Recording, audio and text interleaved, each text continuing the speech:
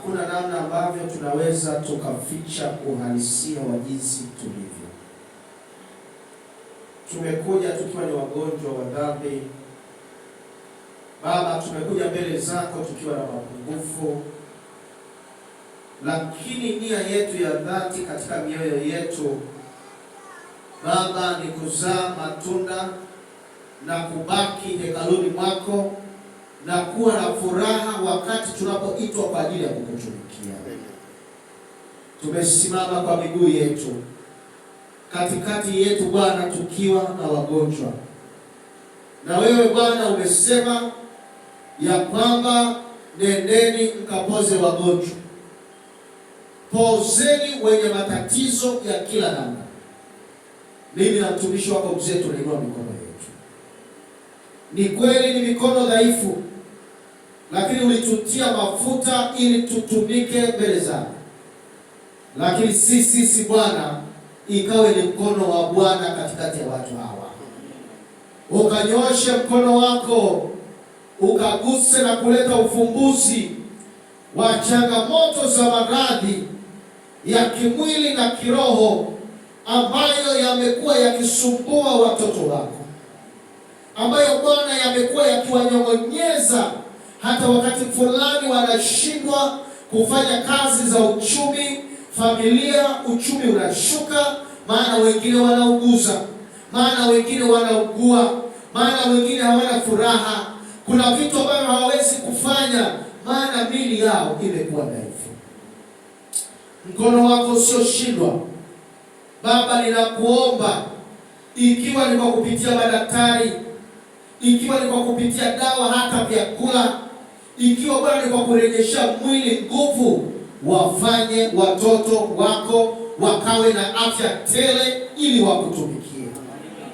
Baba, vunja nguvu za giza kwa watoto wako, ili ya kwamba mahali ambapo wanapofanya kazi, mahali wanapolima, mahali ambapo watakuja watu wenye nguvu za giza, ili ya kwamba wawajaribu ya kwamba hawa ni Wakristo, wanaweza kuonewa, hawa hawaendi kwa waganga, Baba hawana hirizi, ukasimame na kuleta ushindi.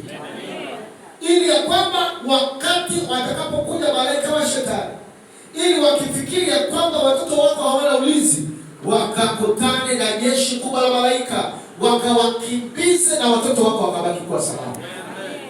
Ikiwa yako magonjwa yaliyotupwa na mwovu shetani, ili ya kwamba watoto wako wataabike, waishi maisha ya huzuni, waishi maisha ya kusononeka, wengine wawe masikini, maana mipango yake ni kuwafanya wengine masikini, ili ya kwamba kanisa lako lisiwe na nguvu. Baba, nenda kainue uchumi wa watu waaminifu. Ninakuomba kwa sababu unakwenda kuwabariki watu, ruhusu kanisa hili likasonge mbele, ruhusu kanisa likajengwe, ruhusu kwaya ikakue, mahitaji ya walio nayo kanisa yakapatikane. Najua Mungu, hili ni kanisa la mjini Bwana. Muonekano wake unapaswa kuwa kimjini, linapaswa kuwa na mazingira ambayo wakiona wanajua hapa ni Mungu anayehubiriwa. Na kwa sababu hiyo, jiinulie watu watakaobarikiwa, jiinulie watu watakaokuwa na moyo wa kuzaa matunda. Leta watu ambao wataliunganisha kanisa. Baba, leta mibaraka hapa, ili ya kwamba kanisa lako libarikiwe. Lakini Yesu, ikiwa yuko mwenye sononeko na fadhaiko, na katika maombi haya yaliyowekwa katika boksi hili, huenda Bwana ni kesi ambayo imekuwa ni nzito sana. Huenda Bwana ni mzigo mzito ambao anaubeba. Huenda ni manyanyaso, Yesu, huenda ni mambo ya siri za ndani ambazo Bwana hajawahi kusema kwa mtu, lakini amewekwa katika boksi hili. Mikono yetu juu ya boksi ikawe ni mkono wako, ukafungue barua na kuzisoma kwa jina la Yesu. Ukatujalie neema yako, ukatuchukue katika viganja vyako Baba, mahali tusipoweza ukatuvushe, nasi tutakutukuza.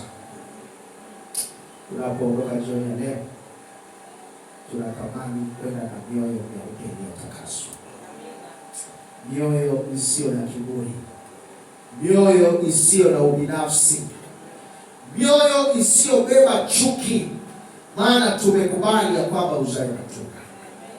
Ikiwa yuko aliyekuja na mzigo, huzuni na fadhaa, hata amekuja neno lako lilikuwa halipati nafasi, akiondoka, anaporudi nyumbani, weka tabasamu katika uso wake. Akajisikia amekuwa mwepesi na anasema asante Bwana, maana ninahisi umenitoa mzigo wangu. Yesu, asante maana unaona kutupea. Na sifa, heshima na utukufu vitakurudia wewe.